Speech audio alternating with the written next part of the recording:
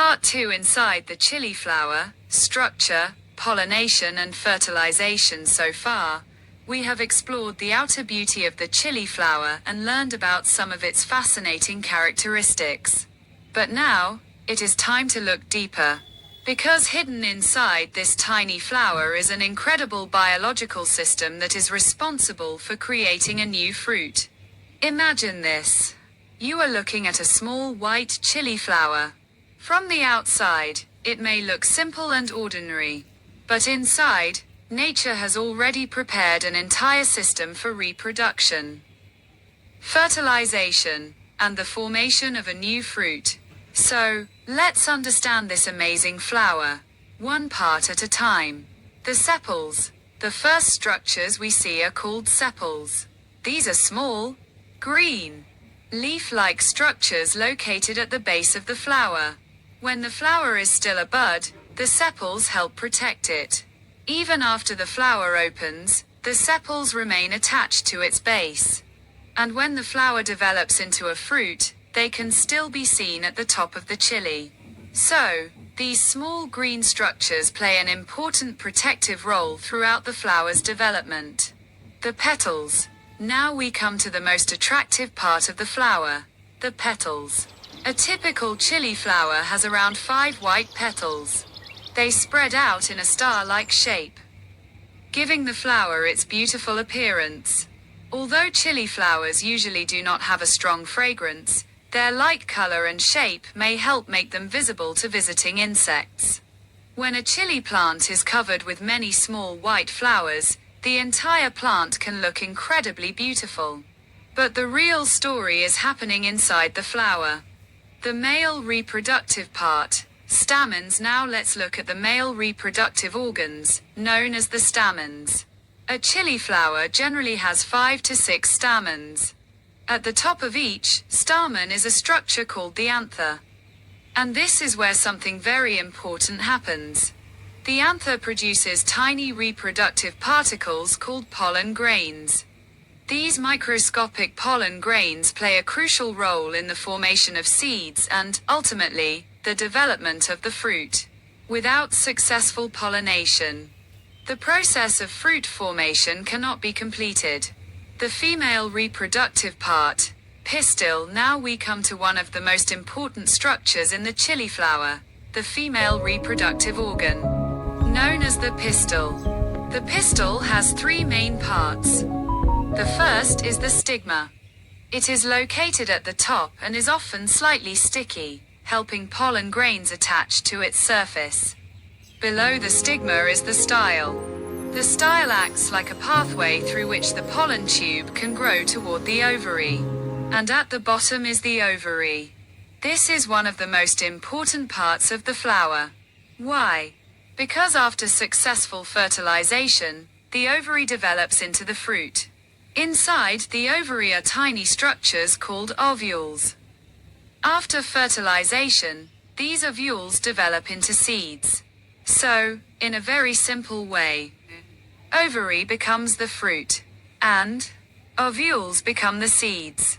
Isn't that amazing? How does pollination happen?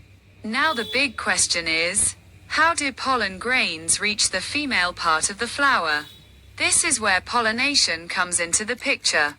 When the anthers mature, they release pollen grains.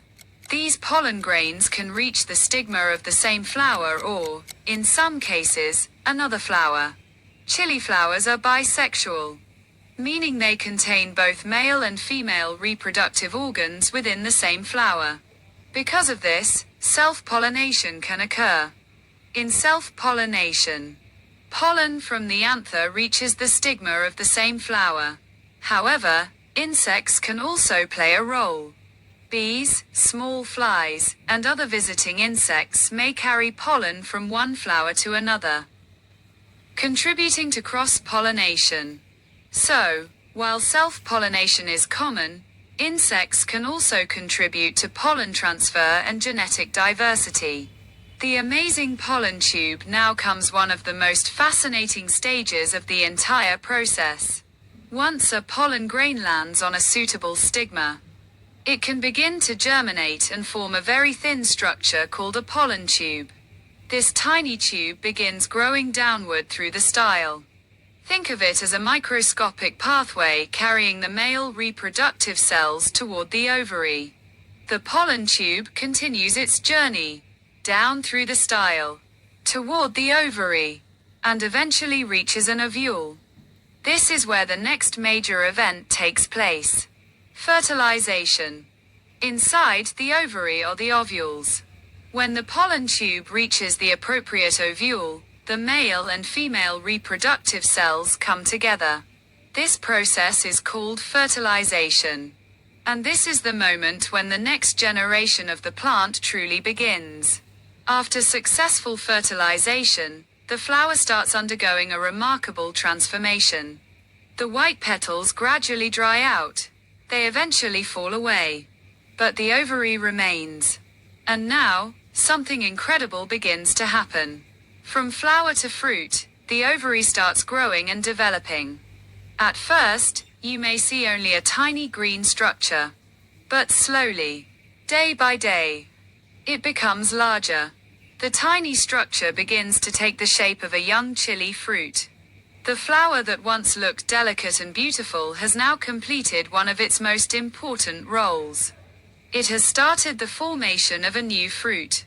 So, when you see a dried chili flower on the plant, don't think that the flower has simply died. In many cases, it has already completed its mission. The petals have fallen. The ovary has begun to develop. And a new chili fruit is on its way. The amazing journey. So, let's quickly understand the entire process. A tiny flower bud appears. The flower opens. The anthers produce pollen. Pollen reaches the stigma. A pollen tube develops. The pollen tube grows toward the ovary. Fertilization takes place. The petals dry and fall. The ovary begins to grow. And finally, a new chili fruit develops. From a tiny white flower to a green chili, and eventually, depending on the variety, to a mature red, yellow, orange, or differently colored chili. This is truly one of nature's most fascinating transformations. But here comes the big question. If pollination and fertilization can successfully lead to fruit formation, then why do so many chili flowers fall before becoming fruits? Why do some flowers fail to develop? Is it because of extreme heat? Is it because of a lack of water? Could poor nutrition be responsible? Or are pests and diseases affecting the flowers? And could unfavorable weather conditions be preventing successful fruit development? These are some of the most important questions for anyone growing chili plants. And in part 3, we will explore the scientific reasons behind chili flower drop. We will discover why flowers fall, how temperature and water stress affect flowering, how nutrition plays a role, and what farmers can do to improve successful fruit formation. So, don't miss part 3, because the story of the chili flower is far from over. Thank you for watching.